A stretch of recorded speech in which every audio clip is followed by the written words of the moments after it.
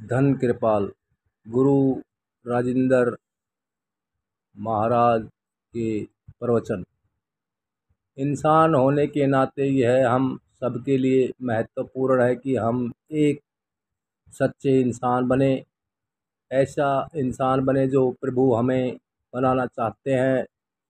जब हम एक सच्चा इंसान बनेंगे जाएंगे तो प्रभु का पाना कोई मुश्किल काम नहीं है। इस झूठी और प्रेम की दुनिया में जीते हुए इंसान सच्चाई को कैसे पाएं, यही महापुरुषों के वचनों के जरिए हम जान पाते हैं। आजकल बसंत ऋतु शुरू होने वाली है। हम सर्दी के मौसम से पतझड़ के मौसम से निकल रहे हैं। पतझड़ में पत्तियां झड़ जाती है, लगता है जैसे हर तरफ उजाड़ हो गया। सर्दी में जीना सबके लिए मुश्किल हो जाता है और कई बार तो ऐसे होता है कि कई कई दिन सूर्य नहीं निकलता, उसकी रोशनी नहीं होती। लगता है जैसे अंधकार के समय में हम जी रहे हों। हम सबको रोशनी चाहिए और उस समय ऐसे लगना शुरू हो जाता है कि ऐसा मौका कभी आएगा ही नहीं जबकि रोशनी होगी। जबकि हम फिर से बसंत के समय में होंगे जिसमें एक फूल खिलने शुरू हो जाते हैं, हवा मंद मंद चलती है शुरू हो जाती है, खुशियाँ ही खुशियाँ सब तरफ से अपनी शुरू हो जाती है और मौसम की रंगनियाँ हम सबको मिलनी शुरू हो जाती है। तो ऐसे समय में जो पतझड़ का समय हो, उस वातावरण का अगर इंसान पर इतना होता है कि वह सारी चीज़ें आहिस्ते आहिस्ते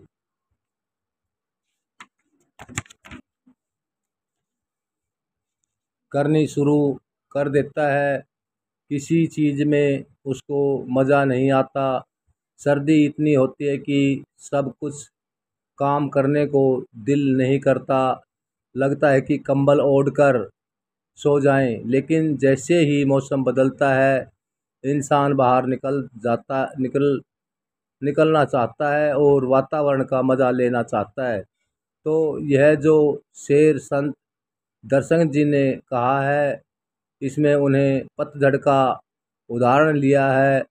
हमें समझने के लिए, बताने के लिए बार बार महापुरुष इस दुनिया के उदाहरण लेकर ही हमें समझाते हैं, ताकि जिन चीज़ों से हम वाकिफ़ हो सकें, उनके ज़रिए असलियत को हम जानना जाएं। तो उन्हें इस दृश्य की कल्पना की है। पतझड़ का समय है, ठंडक ही ठंडक है। सब जगह ऐसे लगता है कि इंसान को मुश्किलें ही मुश्किलें आ रही है। उस मुश्किल के समय में इंसान खुश कैसे हो? मुसीबतों से हर एक इंसान घिरा हुआ है। गुरु नानक देव जी महाराज ने फरमाया है, नानक दुखिया शंभू संसारू, कोई न कोई दुख तो सबको लगा हुआ है। इंसान सोचता है कि सबसे ज़्यादा दुख मुझे है। जिस दिन बीमार हो जाओ, बुखार चढ़ जाए, उस दिन लगता है कि बड़ी मुसीबत पड़ गई है। दर्द हो जाए शरीर के किसी अंग में, तकलीफ़ हो जाए, लगता है कि मुश्किल पड़ गई है। बिजनेस व्यापार में कुछ खराबी हो जाए तो इंसान को लगता है कि अब कल कैसे जाएंगे। रिश्ते नातों में कोई मुश्किल हो जाए तो इंसान सोचता है कि यह क्या हो गया। तो हर एक ही की ज़िंदगी में कोई न कोई मुश्किल आती रहती है। मुश्किल के समय में खुश कैसे जाए, क्योंकि ज़िंदगी का अध्यय तो यही है कि हम हर समय खुश रहें, हर समय आनंद की अवस्था में रहें। तो संत मत का रास्ता हमें सिखाता है कि सदा सदा ही खुशी कैसे मिल सकती है। जब तक हम अपने आप को सिर्फ शरीर का रूप में ही देखते तो सदा सदा ही खुशी में हमें मिल नहीं सकती। इसलिए हमें अपने आप को असली रूप में देखना, यह वह रूप है जो शारीरिक नहीं लेकिन आत्मिक है। वह आत्मा जो प्रभु का अंश है, वह आत्मा जो हमें जान दे रही है। हमें मालूम कैसे हो कि हम आत्मा हैं? क्योंकि हम तो मन इंद्रियों के घाट पर जीते हैं। शरीर को हाथ लगाओ तो पता लगता है कि यह शरीर है। अपनी शक्ल को शीशे में देखते हो तो पता लगता है कि यह अपनी ही शक्ल है। पर रूह को इंसान कैसे देखे, पहचाने कैसे, उससे बातचीत कैसे करें? बार बार महापुरुष समझाते हैं कि अगर अपने असलियत पानी है तो हमें अपने आप को आत्मिक अवस्था में अनुभव करना होगा।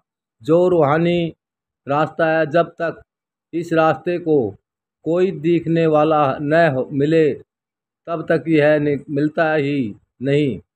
यह पढ़ने लिखने से नहीं मिलता। इस दुनिया में हम इतिहास, भूगोल, गणित, विज्ञान को पढ़ सकते हैं। स्कूलों में हम जाते हैं और सब चीज़ें सीख सकते हैं। हम तो विषय सिखाना चाहिए, उसी के अध्यापक के पास हमें जाते हैं। जो आत्मा के बारे में जानने के लिए किसी पूर्ण महापुरुष की शरण में हमें जानना पड़ता है। यह संत मत के रास्ते का सार है कि जब तक किसी पूर्ण महापुरुष के चरण कमलों में हम पहुँचेंगे नहीं, तब तक असलियत को पा नहीं सकेंगे। पूर्ण महापुरुष हमारे लिए क्या करते हैं, वह यहाँ संत दर्शन जी महाराज के बारे में हम कहाँ हैं, वे फरमाए। वो ठेकरे बहार के जिधर से वो गुजर गए, खिंजा नसीब रास्ते भी सज गए संवर गए।